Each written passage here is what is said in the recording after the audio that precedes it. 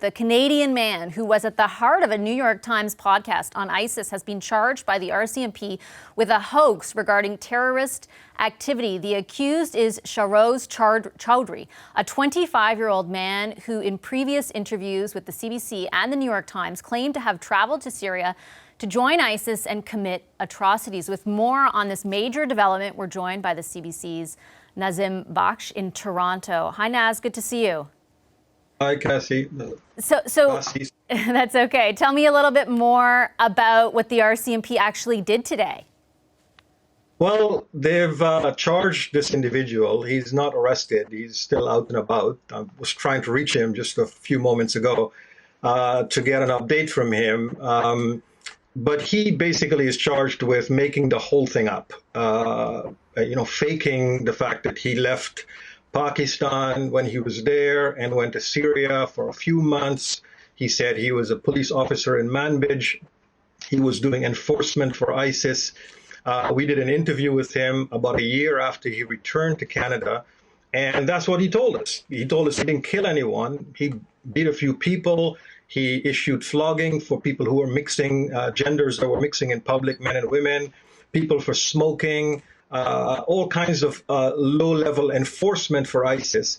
But then he told Rukmini Callimachi in her 10-episode podcast that he had actually killed people. Mm-hmm. And he described this stuff in very, very lurid, very graphic detail that this is what he had done.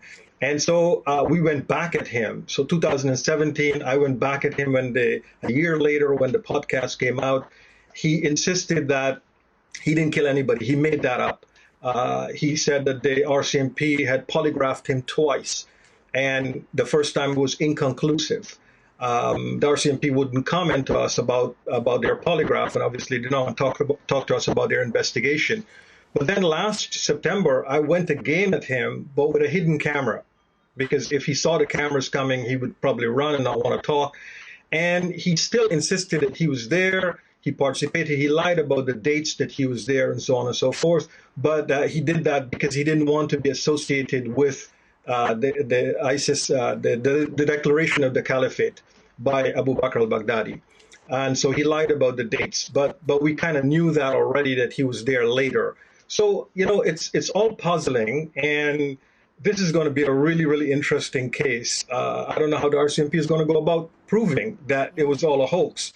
It's going to be his word against their word, but will he argue that he was there, that is, joining and participating in a terrorist organization? Because if he does, the charges then could escalate. Yeah. So this is a catch-22 situation. It's so interesting because I was just interviewing former minister, I should say, Ralph Goodale, who was the public safety minister at the time of that podcast and of a lot of your reporting. And I remember very clearly talking to Rukmini, for example. I mean, he had made some very specific claims in that podcast, as you outlined, about killing somebody.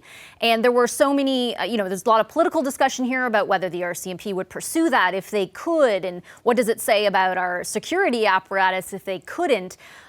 Is it your impression that the RCMP is saying he didn't even travel to Syria? Like he literally made the whole thing up? Well, if you look at the press release that RCMP issued, they're thanking a lot of people. So there must have been some degree of investigation. They said it was a lengthy investigation.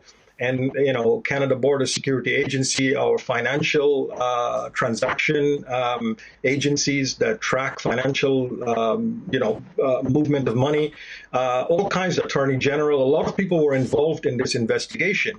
And perhaps he didn't travel at all, right? All he did was backpedal on the killing of people, and that he embellished his role in ISIS to give Rukmini a story that she couldn't refuse to go with.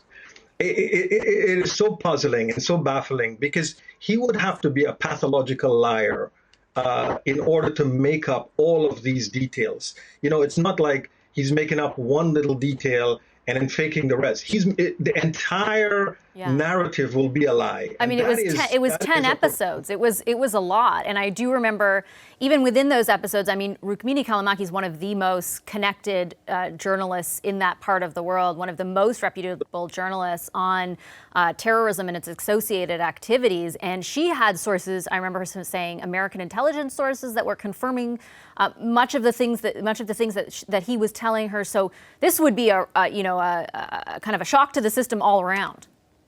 She had Pakistani sources go to talk to his relatives in Pakistan. She had CIA sources. I mean, all kinds of, sources that she, and you're right, Rukmini is the journalist who spent a lot of time tracking ISIS on the ground. She had access to a lot of documents that came out of investigations and things like that.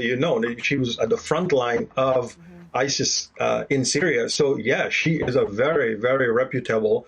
And it wasn't a news interview. We done a news interview with him, and other media outlets in Canada did that. But she did a thorough investigation. But he never confessed to me. He never told me and the CBC that he killed people. So.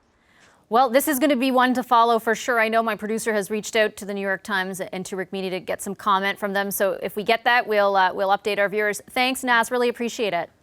Thanks, Vassy. Take care. Nazim Baksh for us in Toronto. Hi, I'm Vashi Capellos, host of Power in Politics. See more of our show by subscribing to the CBC News channel or click the link for another video.